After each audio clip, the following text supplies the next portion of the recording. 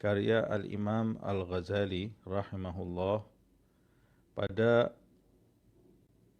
pertemuan yang lalu kita telah menyelesaikan bab rintangan yang ketiga dalam menuju kepada Allah Subhanahu wa taala, yaitu setan.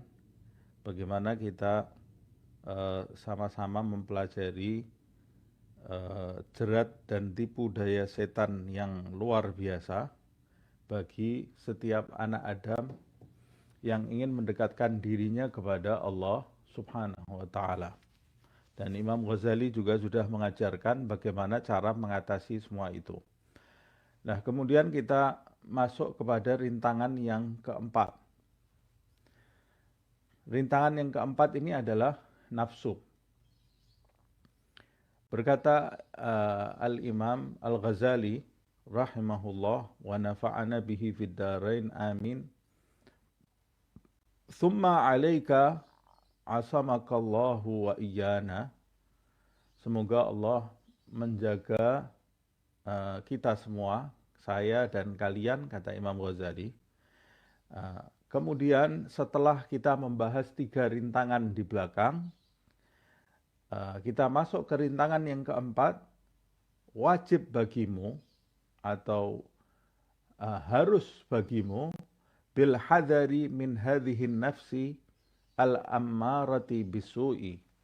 Kamu harus berhati-hati dari nafsu ini, karena tabiat nafsu pada umumnya, nafsu pada awalnya, pada mulanya tabiat nafsu itu adalah al-ammaratu bisu. Nafsu itu mengajak tuannya untuk melakukan hal-hal yang buruk. Nafsu cenderung, nafsu itu mengajak kita melakukan hal-hal yang buruk, seperti yang disebutkan di dalam ayat innan nafsa la ammaratun bisu. Sesungguhnya nafsu itu memang mengajak untuk melakukan perbuatan yang buruk, kecuali yang dirahmati oleh Allah Subhanahu wa taala. Nah, semoga Allah menjadikan nafsu kita termasuk nafsu yang dirahmatinya. Tapi pada hakikatnya nafsu itu di dalam ayat juga dijelaskan la ammaratun bisu, mengajak kepada jalan yang buruk. Nah, kalau kita mengetahui nafsu itu mengajak kepada jalan yang buruk, berarti kita harus berhati-hati dari hawa nafsu ini. Tapi kata Imam Ghazali, nafsu ini kita harus sangat berhati-hati lebih dari 3 rintangan yang sebelumnya. 3 rintangan yang sebelumnya itu sudah dahsyat sekali ya, yaitu rintangan dunia. Dunia itu termasuk rintangan kita menuju kepada Allah. Kemudian rintangan makhluk. Makhluk itu termasuk rintangan yang dahsyat juga dalam mendekatkan diri kepada Allah Subhanahu wa taala. Yang ketiga, rintangan setan. Setan juga sangat berbahaya. Gangguan yang luar biasa. Setan itu mengganggu sekali bagi orang yang mau mendekatkan diri kepada Allah. Dan 3 hal ini Imam Ghazali sudah mengatakan apa alasan-alasannya. Kemudian yang keempat ini yang paling berbahaya, kata Imam Ghazali. Makanya Imam Ghazali, nafsu ini paling berbahaya dan paling bermadharat. Dia mengatakan fa innaha adharrul a'da. Sesungguhnya nafsu ini adalah musuh yang paling berbahaya, kata Imam Ghazali. Wa bala'uha as'abul bala', kata Imam Ghazali, dan godaannya, ujian nafsu ini ujian yang paling berat. Lebih berat dari setan, dari dunia, dari makhluk. Ujiannya nafsu ini adalah ujian yang terberat, kata Imam Ghazali. Wa ilajuha a'sarul asya. Mengobatinya yang paling sulit. Pengobatan yang paling sulit adalah pengobatan hawa nafsu ini. Wada'uha a'dhalud da, kata Imam Ghazali. Pengobatan yang paling sulit dan dia ini paling penyakit yang paling susah disembuhkan.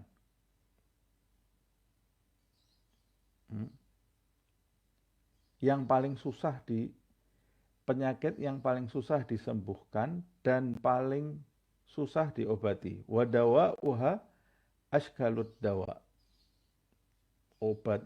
Penyakitnya yang paling parah, a'dhaludda, pengobatannya itu yang paling kompleks. Paling kompleks ini adalah nafsu. Ashkalud dawa. Kenapa Imam Ghazali kok sampai menyebutkan nafsu ini yang paling berat? Apa alasannya? Kata beliau, wa innama dzalika li amrain. Karena alasan saya mengatakan nafsu itu yang terberat, itu karena dua alasan, kata Imam Ghazali. Yang pertama,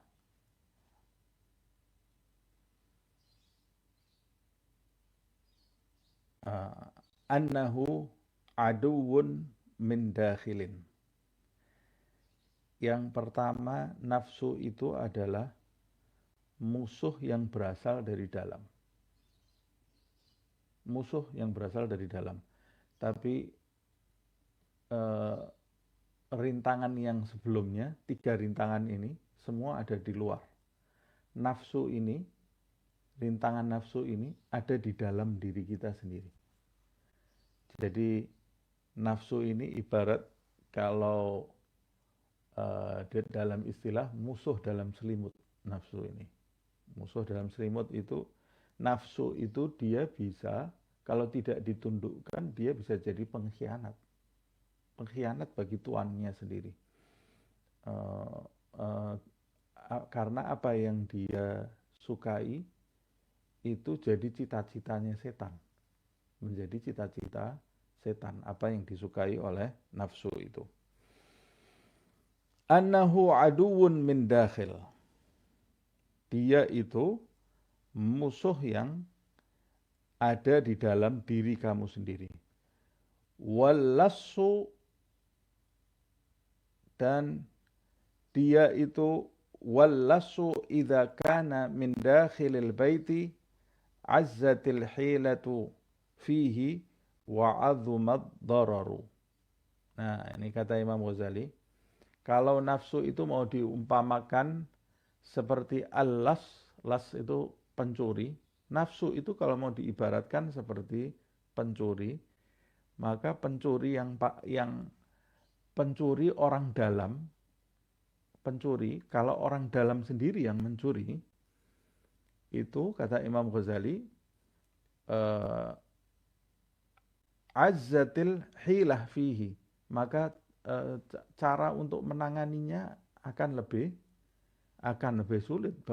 Untuk menemukan ini pencurinya atau bukan akan lebih susah karena orang dalam kok, dan menanganinya akan lebih susah. Wa 'azumad dararu, dan bahayanya akan lebih besar karena kalau pencurinya orang dalam sendiri, orang dalam itu mengetahui kelemahan seisi rumah, karena dia setiap hari bersama orang yang ada di rumah itu, tapi ternyata dia ini musuh dalam selimut, jadi lebih berbahaya. Di dalam peperangan juga begitu. Kalau ada pengkhianat itu lebih berbahaya daripada musuh yang nyata. Lebih berbahaya, sebab musuh yang nyata itu tidak tahu kekuatan kita. Tapi pengkhianat itu tahu kekuatan kita. Sampai di mana taraf kekuatan kita. Nah, nafsu itu seperti itu. Dia ada di dalam diri kita sendiri. Maka dia adalah pencuri yang paling berbahaya. Rintangan yang paling berbahaya karena nafsu itu sendiri sebetulnya lebih mengenal diri kita daripada tiga rintangan sebelumnya. Ini alasan pertama Imam Ghazali mengatakan bahwa nafsu itu sangat berbahaya. Walagat sadagal gailu, telah benar ucapan seseorang yang mengatakan sebagai berikut. Nafsi ila ma darrani da'i, tukthiru asgami wa auja'i, kaifahtiyali min aduwi idza kana aduwi baina adla'i. Disebutkan, ada yang mengatakan dua bait ini yang mengucapkan adalah Al-Abbas ibn Al-Ahnaf. Disebutkan di dalam ucapannya ini, dalam bait syairnya ini, nafsu itu mengajakku kepada hal-hal yang bisa membahayakan diriku, yang bisa mencelakakan diriku, yang bisa membinasakan diriku. Tukthiru asgami wa auja'i, nafsu itu yang memperparah penyakitku dan memperparah segala kekuranganku, segala penyakitku, segala perihku, pedihku diperparah oleh nafsu itu. Mengapa demikian? Ya sebetulnya kita ini tanpa pengkhianat, kita ini sudah diserang oleh setan. Tanpa pengkhianat kita ini sudah diserang oleh dunia. Tanpa pengkhianat kita ini sudah disibukkan oleh makhluk, disibukkan oleh makhluk dari Allah Subhanahu wa taala, melalaikan kita dari tujuan yang seharusnya, yaitu Allah Subhanahu wa taala. Nah, ini diperparah lagi di dalam diri kita sendiri, ada hawa nafsu. Makanya dia mengatakan tukthiru asgami wa auja'i. Nafsu ini memperparah sakit dan perihku, kata dia. Kaifahtiyali min aduwi, bagaimana aku mengatasi musuhku ini, idza kana aduwi baina adla'i, bagaimana aku mengatasi musuh hawa nafsu ini jika musuhku yang satu ini ternyata bertengger di tulang rusukku sendiri, kata dia, yaitu bertengger di dalam dirinya sendiri. Rasulullah sendiri mengatakan, a'adika, sesungguhnya musuhmu yang paling parah, yang paling berbahaya, nafsukal lati baina jambaika, nafsumu yang berada di hadapanmu sendiri.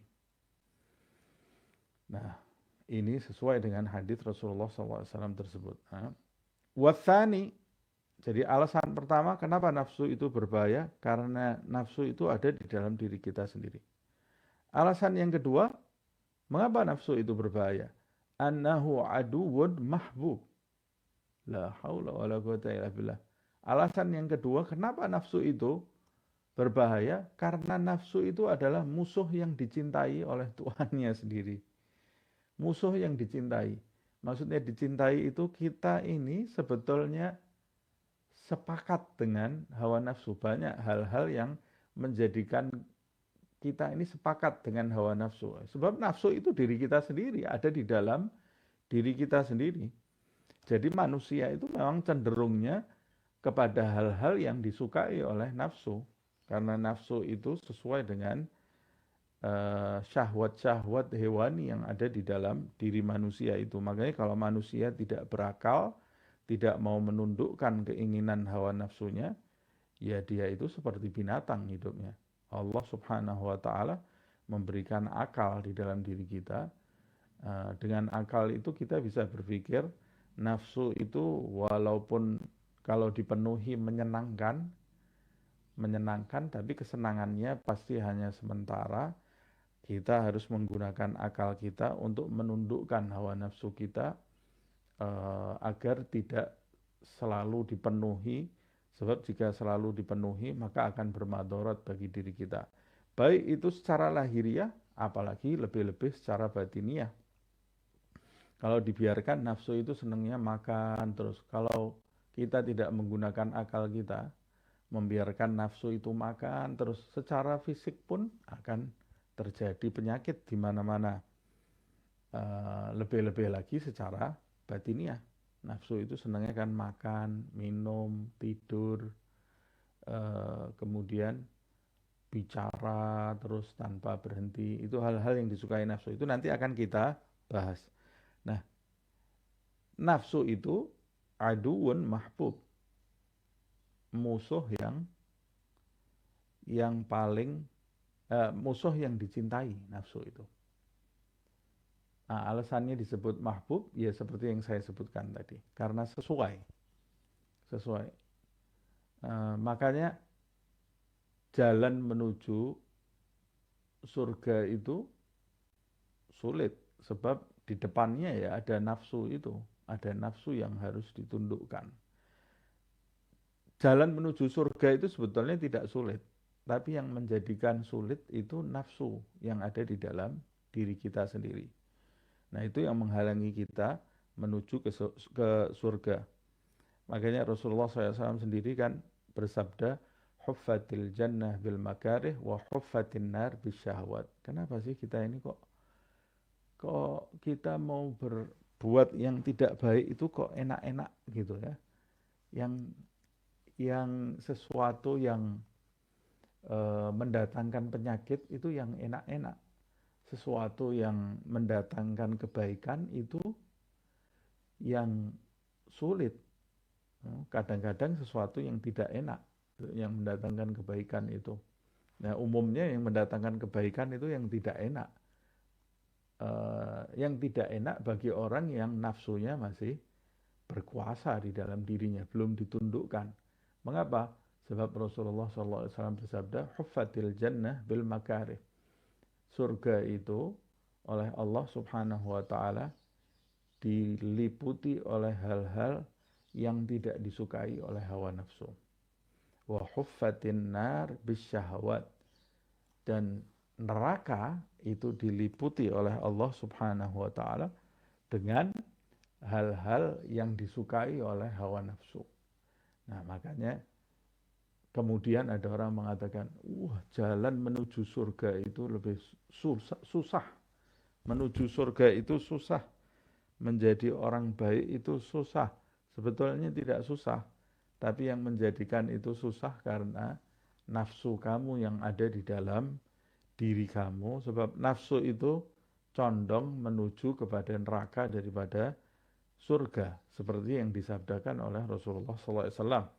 Jadi kalau kita turuti terus keinginan hawa nafsu kita, ya kita sedang berjalan mendekat ke neraka. Kalau kita mau jalan menuju surga, ya kita harus mulai menundukkan keinginan-keinginan hawa nafsu kita. Nah, kesulitan yang pertama karena nafsu itu ada di dalam diri kita. Alasan yang kedua, aduun mahbub, karena nafsu itu musuh yang dicintai, mengajak kita kepada keburukan, tapi kalau kita turuti ajakannya, kita akan merasa enak. Karena kalau kita menuruti nafsu itu, kita tidak terikat dengan hal-hal bebas. Hidup kita jadi bebas, ngomong seenaknya, makan seenaknya, sudah jadi tidak ada ikatan apa-apa. Nah, nafsu ini kalau tidak diikat, ya dia bahagia sekali.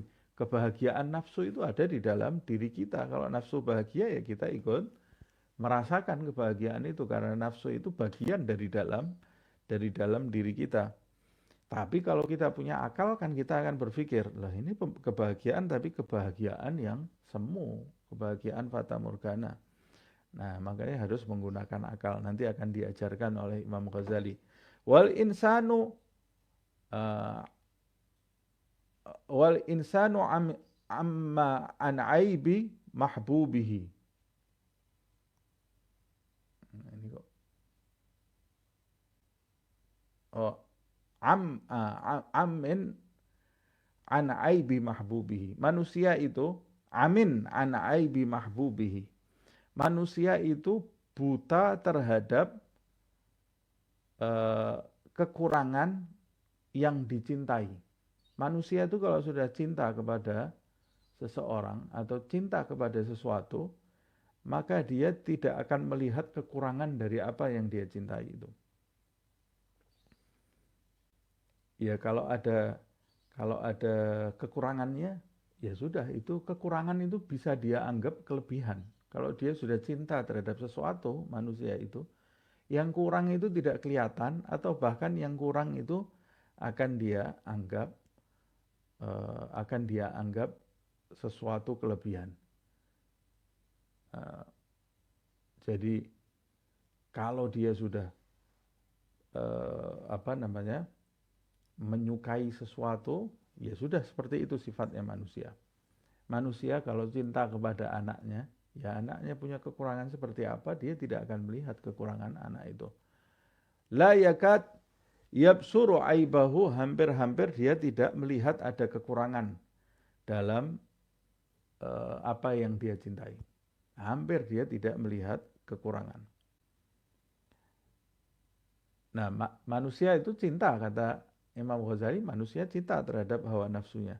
Nah, manusia kalau sudah cinta terhadap hawa nafsunya, dan umumnya hawa nafsu itu dicintai oleh tuannya sendiri. Nah, dia kalau sudah cinta terhadap keinginan hawa nafsunya, yang bahaya akalnya akan kalah dengan syahwatnya. Kalau akalnya kalah dengan syahwatnya, ya dia tidak akan selamat dari ajakan hawa nafsu tadi. Nah, akalnya ini nanti sudah tidak bisa jadi hakim lagi. Dia membenarkan saja apa-apa yang diseru oleh hawa nafsunya. Kama qalal ga'il walasta tara aiban lidzil wuddi wal ikha wala ba'da ma fihi idza kunta radiya wa ainur ridha an kulli aibin kalilatun walakin aina sukhti tubdil masawi. Disebutkan kamu tidak akan melihat kekurangan orang yang kamu cintai. Ini namanya cinta buta ini ya. Kamu tidak akan melihat kekurangan orang yang kau cintai. Wala ba'dha ma fihi idza kunta radiyan. Atau saudara kamu sendiri yang kau jadikan saudara, wal ikha. Wala ba'dha ma fihi idza kunta radiyan. Bahkan sebagian dari kekurangannya saja kamu tidak akan melihatnya jika kamu betul-betul cinta kepada orang tersebut. Alasannya, wa ainur ridha an kulli aibin kalilatun. Sesungguhnya mata yang memandang dengan ridho, maksudnya dengan cinta, mata yang memandang dengan cinta, maka dia buta dari segala kekurangan yang dicintainya itu. Walakin ainas sukhti tubdil masawi. Tetapi mata yang memandang dengan pandangan kebencian, maka yang tampak dari mata ini hanya keburukan, walaupun yang dipandang itu sebetulnya baik. Nah, makanya orang kalau sudah cinta, akal itu kalau tidak digunakan di dalam hidup ini, kita sudah tidak bisa berpikir objektif lagi ya. Orang kalau tidak menggunakan akalnya, dia akan cinta buta, mencintai seseorang sampai dia tidak berpikir ya, orang apa yang dilakukan orang itu betul terus, pasti tidak ada salahnya. Begitu juga orang kalau membenci seseorang tanpa akalnya, maksudnya membenci perilaku orang. Kalau membenci seseorang, membenci zatnya itu ya dia nanti setiap perbuatan orang itu walaupun baik dia bilang salah karena akalnya sudah tidak berperan lagi. Nah, kita tidak boleh seperti itu di dalam hidup. Allah Subhanahu wa taala memberi kita akal. Kalau cinta ya jangan kebangetan, jangan terlalu. Kalau benci juga jangan kebangetan. Kata Habib Ahmad bin Hasan Al-Attas, Kamu kalau tidak suka terhadap seseorang, jangan kamu berlebih-lebihan dalam uh, ketidaksukaanmu kepada seseorang yang kau benci itu. Jangan berlebih-lebihan, karena bisa jadi nanti suatu saat kamu akan memerlukan pertolongan orang itu, tapi kamu sudah terlanjur membencinya. Begitu juga kalau kamu cinta kepada seseorang, jangan berlebih-lebihan kamu mencintai orang tersebut sampai segala sesuatu yang ada di dirimu kamu beberkan ke orang tersebut, karena belum tentu hubungan kamu dengan orang itu akan langgeng. Nanti suatu saat kalau terjadi clash dengan orang itu, bahaya, semua yang ada di dalam dirimu sudah kau ceritakan kepada orang tersebut. Artinya apalagi di zaman sekarang ini, orang itu sudah yang tengah-tengah lah, yang tengah-tengah, segala sesuatu kalau di tengah-tengah itu akan pas pada porsinya. Tapi kalau berlebih-lebihan itu tidak baik, akan mendatangkan penyesalan di kemudian hari, dalam segala hal. Nah, kecuali dalam cinta kepada Allah, cinta kepada Rasulullah SAW. Nah, itu kita harus yakin tidak ada kekurangan di dalamnya. Tapi dalam hubungan sehari-hari, segala sesuatu itu jangan berlebih-lebihan. Jangan berlebih-lebihan. Tapi syair yang kita baca ini kaitannya dengan cinta seseorang kepada nafsu. Orang kalau sudah cinta kepada nafsunya, nah ini berbahaya. Sebab ajakan nafsu ini dia sudah tidak objektif lagi. Dibilang, kamu jangan memperturuti nafsumu. Itu mendatangkan keburukan. Karena dia sudah cinta, dia rela dengan ajakan hawa nafsunya, sehingga dia akan mengikuti apa yang diseru oleh hawa nafsunya tadi.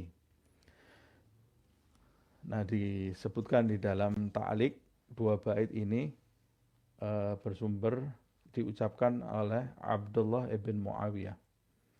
Fa'idhan, kalau begitu, yastahsinul insan min nafsihi kulla gabihin. Kata beliau,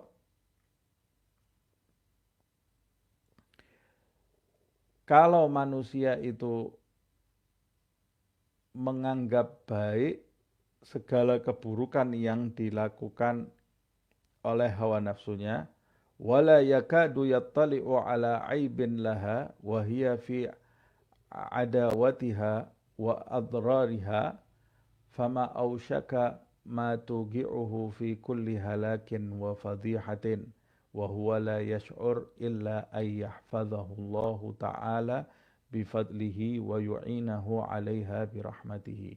Seperti yang kita bahas tadi, kalau manusia itu melihat keburukan yang diperbuat hawa nafsunya itu di kacamatanya adalah sesuatu yang baik, dan dia hampir-hampir tidak bisa melihat kekurangan yang bersumber dari hawa nafsunya,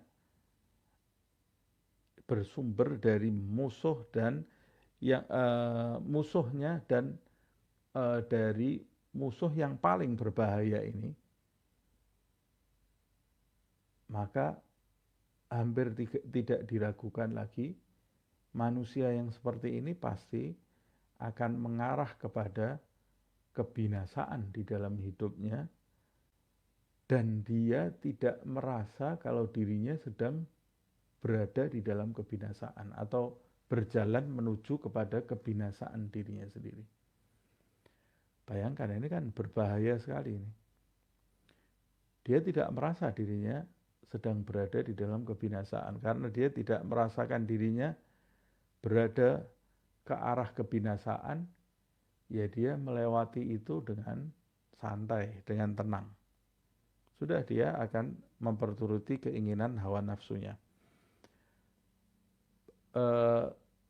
Sama seperti orang yang berada di satu tempat, tapi dia tahu sebentar lagi akan datang banyak musuh yang akan membunuh dirinya.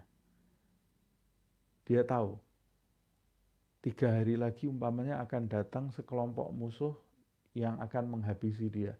Pasti dia akan waspada terus, akan siap-siap, bersiap-siap, mempersiapkan diri bagaimana cara menanggulangi musuh itu. Tapi orang yang tidak tahu 3 hari lagi akan ada musuh yang akan mendatangi dia, umpama ya dia santai saja. Dia santai. Nah, kesantaian dia itu mengantarkan dia menuju kepada kebinasaan. Sama juga seperti orang yang di dalam dirinya ada penyakit berbahaya. Tapi dia tidak tahu kalau penyakit di dalam dirinya ada penyakit yang berbahaya. Dia tidak tahu. Padahal di dalam dirinya ada penyakit yang berbahaya. Ya dia akan tertawa, akan ngobrol sana sini, tenang hidupnya. Padahal di dalam dirinya ada penyakit yang berbahaya. Tapi begitu dia mengetahui di dalam dirinya ini ada penyakit yang berbahaya, dia pasti sudah tidak bisa tertawa lagi. Dia akan berusaha bagaimana caranya ini melawan penyakit ini, menanggulangi penyakit ini supaya bisa segera disembuhkan.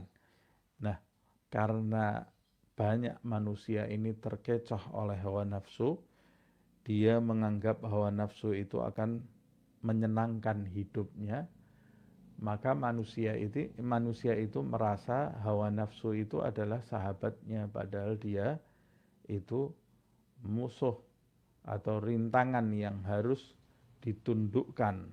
Jadi pertama kita harus tahu hawa nafsu itu tidak boleh dituruti. Nah, ini Imam Ghazali menjelaskan 2 alasan mengapa hawa nafsu itu sulit sekali untuk ditundukkan, karena umumnya manusia itu menyukai keinginan hawa nafsunya. Keinginannya hawa nafsu itu cocok dengan syahwat manusia. Illa ayyahfadhahullahu ta'ala bifadlihi, kecuali memang orang-orang yang dijaga oleh Allah subhanahu wa ta'ala, wa yu'inahu 'alaiha birahmatihi, dan orang-orang yang ditolong oleh Allah subhanahu wa ta'ala dari hawa nafsunya melalui rahmat Allah subhanahu wa ta'ala. Illa man rahima rabbi, dalam ayat disebutkan kecuali yang dirahmati oleh Tuhanku Allah subhanahu wa ta'ala.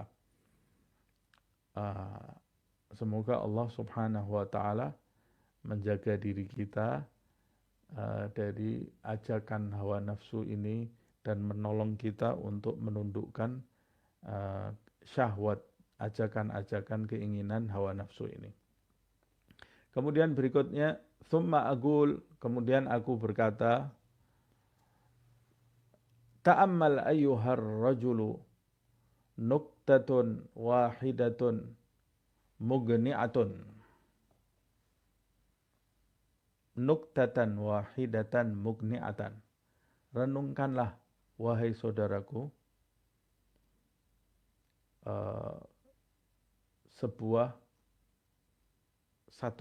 satu ulasan yang mencukupi ini. Dengarkan, kata dia. Wahia annaka idza nadarta wajadta asla kulli fitnatin wa fadihatin wa khizyin wa halakin wa dzambin wa afatin waqa'a fi khalqillahi ta'ala min awwalil khalq ila yaumil qiyamati min qibali hadhihi nafsi imma biha wahdaha au bima'unatiha wa musyarakatiha wa musa'adatiha. Kata Imam Ghazali, perhatikan ucapan ini. Kata Imam Ghazali, ini ucapan yang mencukupi supaya kita memahami semuanya. Kata Imam Ghazali, jika kamu betul-betul idza nadarta, betul-betul meneliti, wajadta, maka kamu akan mendapati asla kulli fitnatin, sumber dari segala fitnah, godaan yang ada di muka bumi ini, wa fadhihatin, dan sumber dari segala uh, sumber dari segala keburukan, wa khizyin wa halakin, dari kehinaan, dari kebinasaan, sumbernya kehinaan, sumbernya kebinasaan, wa dzambin wa afatin, sumber dari segala dosa, sumber dari segala penyakit,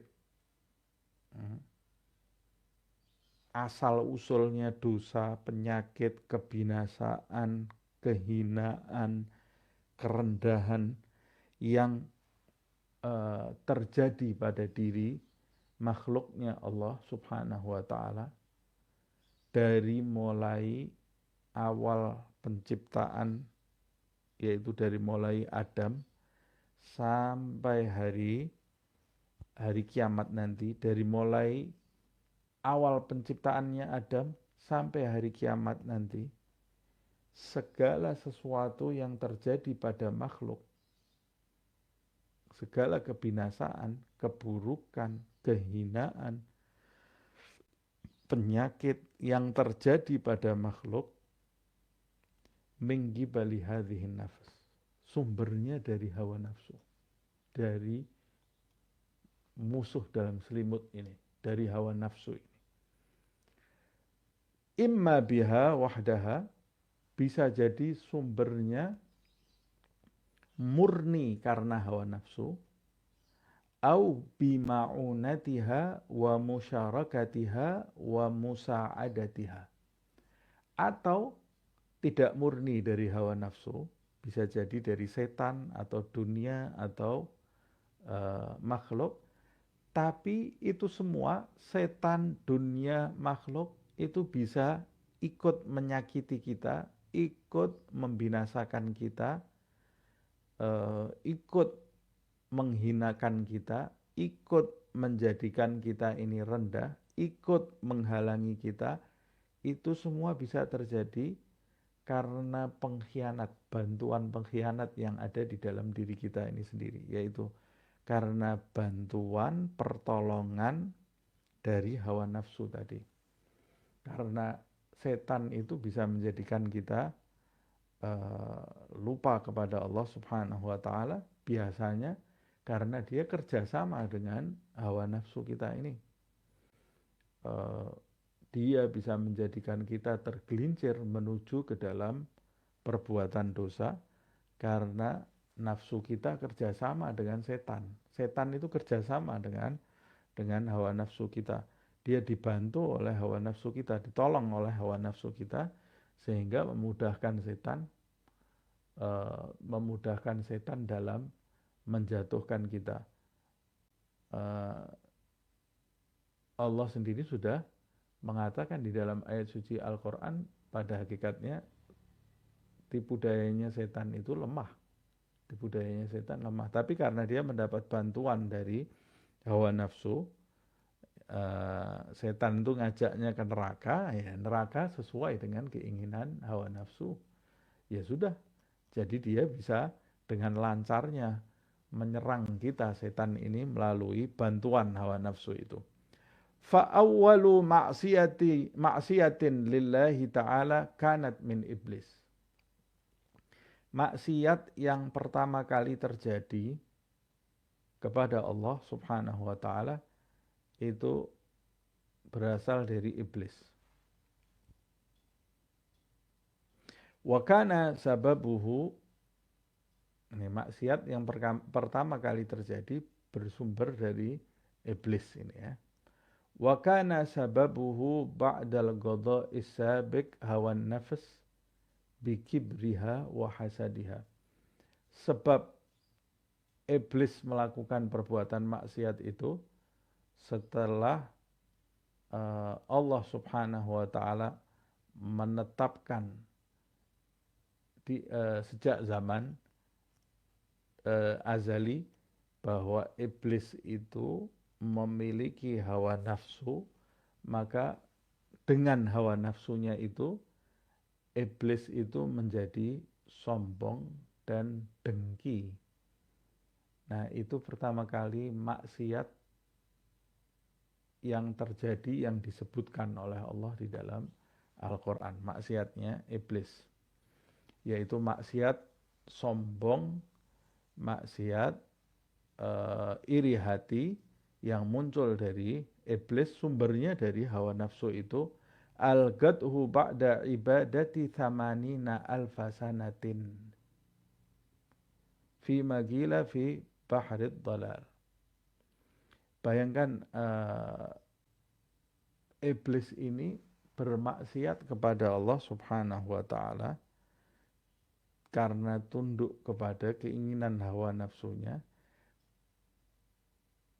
Setelah Allah subhanahu wa ta'ala menetapkan hawa nafsu itu ke dalam dirinya iblis, setelah iblis itu ibadah selama 80.000 tahun.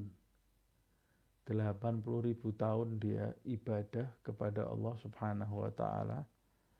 Tapi ketika saat hawa nafsunya berperan di dalam dirinya, maka ibadahnya yang 80.000 tahun itu kalah dalam sekejap melalui kesombongan dia dan melalui iri hati yang muncul di dalam dirinya, kemudian mengakibatkan dia itu berada dalam kesesatan, fa gharqa ila abadil abadin, ghuriqa ila abadil abadin, tenggelam dalam kesesapan itu selama-lamanya. Sebab dia kesombongannya menjadikan dia terusir dari rahmat Allah subhanahu wa ta'ala. Id lam yakun hunalika dunya wala khalqun wala syaitan. Pada masa itu belum ada dunia yang mengganggu kita ini, gemerlap dunia belum ada makhluk, belum ada setan. Ya, ada makhluknya malaikat.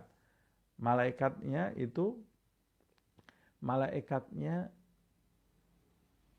malaikat itu dia tidak punya kepentingan untuk ngobrol, tidak punya kepentingan untuk apa-apa, ya sudah dia itu ibadah terus. Jadi kalau menurut Imam Ghazali, ya iblis itu diciptakan oleh Allah subhanahu wa ta'ala, tapi dikumpulkan dengan malaikat. Malaikat itu semuanya ibadah.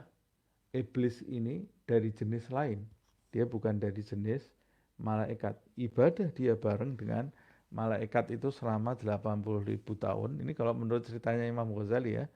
Kemudian setelah 80.000 tahun Allah meletakkan nafsu ke dalam diri iblis.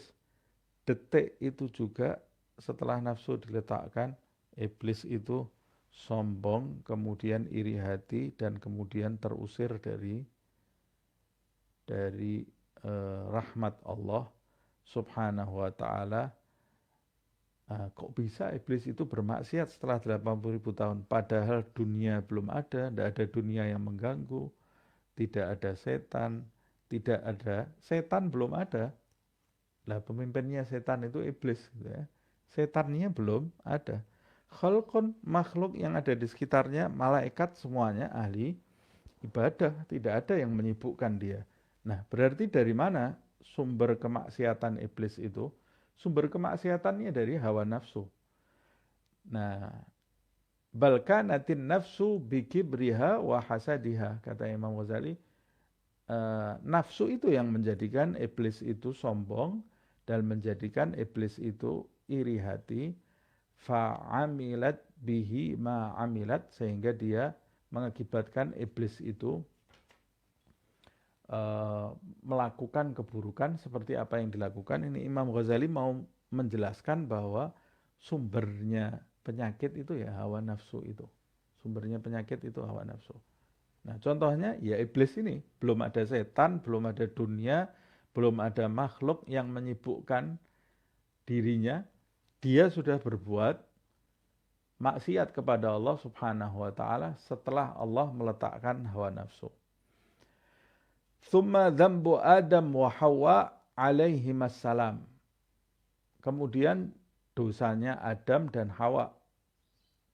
alaihi wassalam. Tarahat huma syahwatun nafsi fi dzalik, karena Allah Subhanahu wa taala meletakkan syahwat nafsu pada mereka berdua, wa hirsuhuma 'alal baga'i wal hayah, menjadikan mereka itu tamak untuk menginginkan kekekalan di dalam kehidupan ini, hatta gtarra biqauli iblis, sampai tertipu dengan ucapan iblis. Nah, kan ceritanya mereka berdua tertipu dengan ucapan iblis kalau memakan pohon yang dilarang oleh Allah. Dan dalam ayat Allah Subhanahu wa taala melarang, wala taqraba hadhihi syajarah. Makan apa-apa disilahkan, tapi kalian berdua jangan mendekati pohon ini. Dilarang oleh Allah Subhanahu wa taala. Tapi karena hawa nafsu itu berkelit, menjadikan mereka ini mengiyakan bisikan dari iblis yang pada mulanya memang iri hati terhadap Adam itu. Iblis ini membisikkan, itu pohon bisa menjadikan kamu abadi.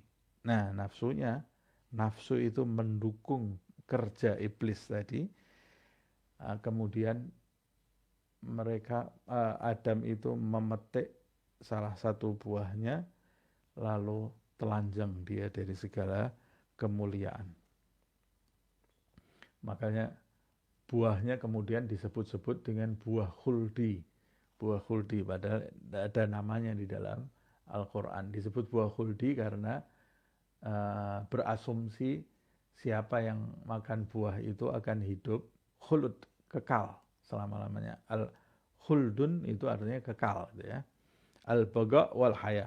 Hatta ghatarra biqauli iblis, sampai menjadikan Adam dan Hawa itu tertipu dengan ucapan iblis. Fakana dzalika idzan bi'aunin nafsi wa syarikatiha. Semua itu terjadi karena bantuan dan kerjasama nafsu dengan setan itu ya. Kerjasama setan dengan hawa nafsu. Hatta sagota bidzalika min jiwarillahi ta'ala, hingga menjadikan keduanya itu jatuh dari posisi dekat di sisi Allah Subhanahu wa taala, wa qararil firdausi, dari tempat yang nikmat di surga Allah Subhanahu wa taala, ila hadhihi dunya al-hagirah an-nakidah al-faniyah al-muhlikah, jatuh dari surga yang nikmat, jatuh menuju kepada dunia yang rendah, yang banyak penyakitnya, yang fana, yang membinasakan ini. Kata Imam Ghazali, kalau mereka ini tidak termakan bujuk rayu setan, nafsunya ditundukkan, ya mereka sampai saat ini masih ada di surga. Nah, ini cuma mengambil pelajaran dari itu ya. Jadi mengenai perbuatan dosa yang dilakukan Adam itu sendiri, itu kan ada pembahasan panjang lebar. Tapi kalau kita mau mengambil pelajaran, ya memang itu yang terjadi karena memperturuti keinginan hawa nafsu. Makanya Allah Subhanahu wa taala di Al-Qur'an mengingatkan anak cucu Adam itu jangan termakan bujuk rayunya setan. Tundukkan nafsumu, seperti halnya dia ini yang telah menjadikan kedua orang tuamu itu keluar dari surga. Kita harus mengambil pelajaran. Kita tidak sedang membahas asal usul riwayat ini, kenapa kok Adam itu keluar. Itu tidak kita bahas hakikat dari permasalahan ini. Tapi yang jelas ceritanya seperti ini. Mengenai surga yang dihuni Adam itu, pendapat ulama seperti apa, itu tidak perlu kita bahas sekarang. Tidak perlu kita bahas. Memang ada pendapat bermacam-macam, tapi memang ceritanya Adam itu dari tempat yang dirahmati oleh Allah Subhanahu wa taala, dia tergelincir karena perbuatan maksiatnya, kemudian diturunkan oleh Allah Subhanahu wa taala. Yang jelas di dalam Al-Quran ada istilah diturunkan oleh Allah, berarti dia turun dari sesuatu yang tinggi menuju kepada tempat. Tempat yang tinggi menuju kepada tempat yang rendah. Nah, tempat yang rendah itu adalah bumi ini yang kemudian menjadikan Adam dan Hawa itu karena hawa nafsunya dan bisikan hawa nafsunya yang berserikat dengan iblis, membantu iblis untuk menyesatkan mereka berdua. Karena sebab itu menjadikan mereka ini harus terikat oleh sebab akibat di muka bumi ini. Yang tadinya apa yang mereka mau itu mudah bisa mereka dapat, ya sekarang di bumi ini mereka harus kerja, harus susah payah, harus ada lapar, bisa terkena penyakit, dan segala sesuatu yang mereka cicipi itu tidak istimewa seperti yang ada di surga itu, dan itu pun akan cepat punah. Dan akibatnya bukan pada mereka berdua, walagiya auladuhuma ma lagu min dzalikal yaumi ilal abadil abidin. Kedua anak keturunan dari kedua orang ini, anak keturunan dari Adam dan Hawa itu akan mendapati di dalam hidupnya seperti yang didapati oleh Adam dan Hawa. Di dunia ini ya semua orang harus mendapati hal-hal yang hal-hal yang menyulitkan, hal-hal yang tidak menyenangkan, dan itu terjadi pada anak keturunannya juga sampai akhir dari segala babak dunia ini. Summa hadithu Gabil wa Habil. Kemudian yang terjadi pada Gabil dan Habil. Kana sabab fi amrihima al-hasadu wasyuh. Sebab yang terjadi pada keduanya itu karena sifat hasad juga, sifat dengki dan sifat bakhil. Summa hadis Harut wa Marut, itu sumbernya dari hawa nafsu, Qabil dan Habil. Kalau kita teliti ya sumbernya hawa nafsu. Hasad dan syuh dan pelit kikir itu hawa nafsu. Hadis Harut wa Marut, kisah yang terjadi pada Harut dan Marut. Lihat ya, Harut dan Marut ini kan juga ada khilaf. Jadi ada cerita malaikat yang turun ke bumi mengajarkan sihir. Tapi malaikat itu mengajarkan sihir bukan mengajarkan keburukan. Dia mengajarkan sihir kepada umat manusia supaya manusia itu tidak termakan sihir. Tidak termakan sihir. Makanya dia sendiri mengatakan di dalam ayat itu, fala takfur, jangan kamu kafir kepada Allah subhanahu wa ta'ala. Jadi dia mengajarkan sihir kepada umat manusia supaya manusia tidak bisa belajar hingga tidak menanggulangi sihir, bisa menanggulangi sihir. Tapi sebagian orang justru memanfaatkan ajaran tadi untuk menebarkan ilmu sihir gitu ya. Ada juga yang mengatakan Harut dan Marut itu dua raja, bukan dua malaikat. Ada juga yang berpendapat, nah ini umumnya sebagian ulama kita mengatakan ini cerita Israiliyat. Tapi cerita ini juga ada, kalau tidak salah di tafsir Qurtubi juga dijelaskan, tapi sumbernya Israiliyat. Jadi kalau di dalam cerita Israiliyat itu Qabil dan Habil itu dua malaikat yang heran terhadap manusia yang memperturuti setan, kemudian lalai dari Allah subhanahu wa ta'ala. Kemudian malaikat itu tanya kepada Allah subhanahu wa ta'ala, kenapa kok manusia itu seperti itu? Bukankah engkau ini zat yang maha baik, kemudian yang paling nikmat itu ibadah kepadamu, kata Allah subhanahu wa ta'ala. kamu jangan merendahkan manusia ini karena manusia ini ujiannya berat. Apa ya Allah ujiannya berat? Mereka punya hawa nafsu. Nah, seberat-beratnya ujian hawa nafsu itu masa bisa melalaikan mereka darimu? Nah, karena ucapan dua malaikat ini kemudian mereka diturunkan ke bumi oleh Allah Subhanahu wa taala, dihukum oleh Allah, diberi hawa nafsu. Nah, ini loh kamu menganggap hawa nafsu itu ringan, ini diturunkan ke bumi oleh Allah Subhanahu wa taala, diberi hawa nafsu keduanya, Harut Marut ini, kemudian baru diberi hawa nafsu sebentar, mereka tergoda melihat wanita, kemudian minum arak, membunuh orang, akhirnya mereka berbuat kebejatan dua malaikat ini, namanya Harut dan Marut. Tapi sebagian besar ulama mengatakan ini adalah cerita Israiliyat, sebab malaikat itu tidak mungkin berbuat maksiat, dan malaikat tidak ada yang diberi hawa nafsu oleh Allah Subhanahu wa taala.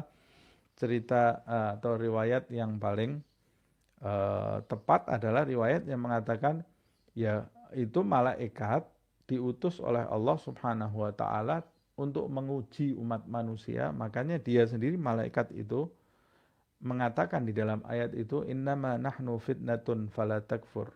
Dia mengingatkan manusia itu, sesungguhnya kami ini ujian buat kalian. Hati-hati.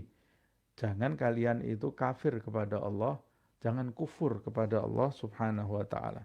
Jadi dia melakukan itu karena perintahnya Allah Subhanahu wa taala mengajarkan sihir. Nah, tapi kita mau mengikuti atau Imam Ghazali mungkin mengikuti pola pikir manusia di zamannya itu. Mungkin di zaman Imam Ghazali ini riwayat yang paling masyhur adalah riwayat ini. Jadi dijadikan contoh juga oleh Imam Ghazali. Nah, kana sabab fi sya'nihima asyahwatu. Kata Imam Ghazali, Harut Marut itu malaikat loh, kata Imam Ghazali. Tapi yang menjadikan mereka itu tergelincir ila yaumil qiyamah, dalam kondisi kemudian disiksa oleh Allah Subhanahu wa taala sampai hari kiamat, dihukum oleh Allah Subhanahu wa taala. Yang menyebabkan mereka berdua seperti itu adalah hawa nafsu. Lagi-lagi hawa nafsu.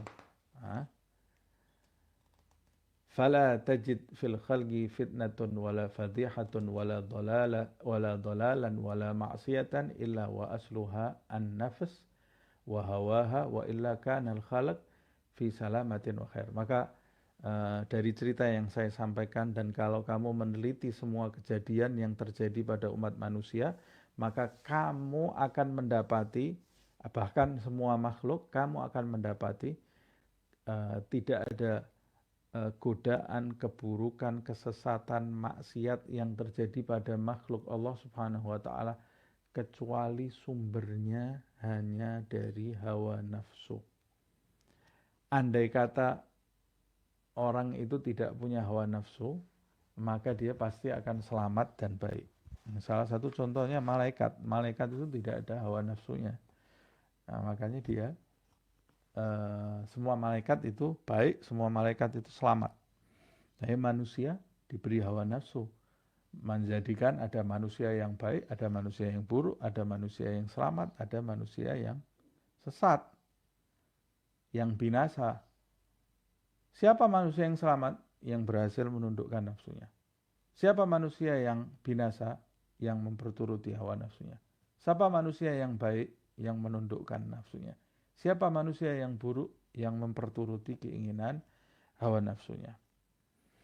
Wa idza kana aduwwun bihadza ad-darari kullihi fahagga lil aqili ayyahtamma bi amrihi. Kalau kamu ini sudah tahu bahaya besar dari musuh ini, yang sumbernya bahaya semuanya, sumbernya kebinasaan adalah hawa nafsu ini, fahagga lil aqili ayyahtam bi amrihi. Maka orang yang berakal akan menjadikan hal ini sebagai perhatian di dalam hidupnya. Dia akan mementingkan hal ini. Wah, ini bahaya, ini musuh dalam selimut. Saya harus tahu ini bagaimana cara menanggulangi hawa nafsu ini.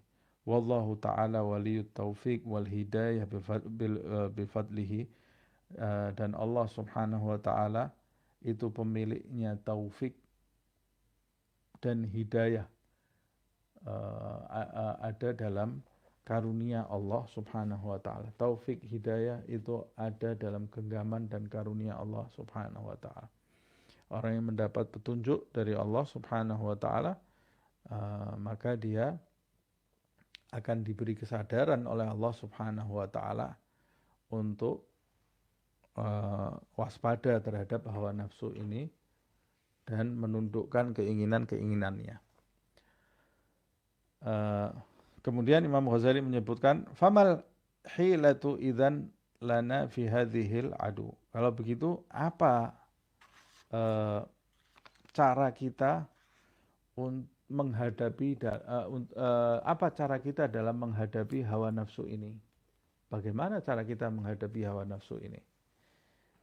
Nah, Imam Ghazali akan menjelaskan bagaimana kiat-kiat untuk menghadapi hawa nafsu yang merupakan sumber keburukan bagi seluruh makhluk Allah subhanahu wa ta'ala. Nah, insya Allah akan kita lanjutkan di pertemuan yang akan datang. Semoga Allah subhanahu wa ta'ala melindungi kita dari keburukan-keburukan, dari rintangan-rintangan yang menghalangi kita menuju kepada Allah subhanahu wa ta'ala, khususnya rintangan hawa nafsu ini, sehingga kita termasuk orang-orang yang berada dalam kebenaran, berada dalam keselamatan, berada dalam kebahagiaan. Semoga Allah subhanahu wa ta'ala memberikan kemudahan ke dalam diri kita untuk mencapai ridhonya dan dijadikan kita termasuk orang-orang bahagia yang diridhoi oleh Allah subhanahu wa ta'ala di dunia dan di akhirat. Dijadikan hawa nafsu kita tunduk, hawa nafsu yang mutmainnah menjadi kendaraan bagi kita untuk mendekat kepada Allah subhanahu wa ta'ala. Amin ya rabbal alamin. Bismillahil Fatihah.